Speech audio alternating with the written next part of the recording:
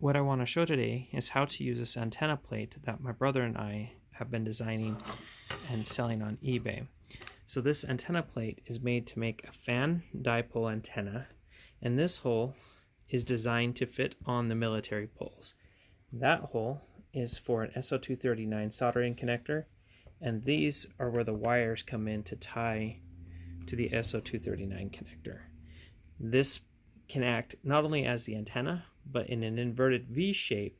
These can actually act as the guide wires to hold the antenna vertical.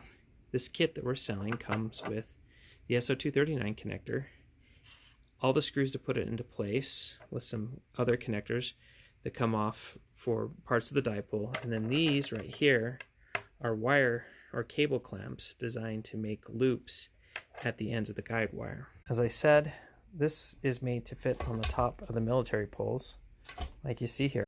The SO239 connector just fits in that spot perfectly right there. And then we have the 4 bolts to bolt that. So this is what it would look like with part of the wires done. As you can see, you first feed the wire down on that side and then back up and through. This takes all the strain off of this point here and off of the connector and puts it right into the plastic template itself.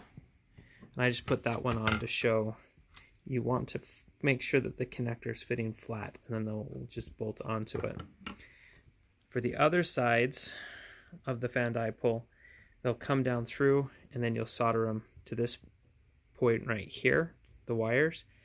It might be easier to solder them in before you mount it, and then just push up the slack. So with the cable clamp, you can make a loop like this, and this allows you to go ahead and attune the antenna by just loosening or unloosening the nut and pulling out and cutting off as much as needed as to tune the antenna.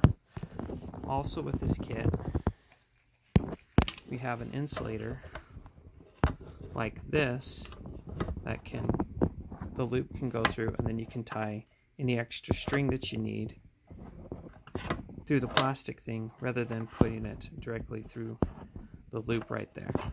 This can also help you to adjust the tension on the wire without too much work. In the description below, I have a table of suggested wire lengths for different types of antennas. This will be a good starting place. You'll still need to trim to tune it, but it will get you on the air.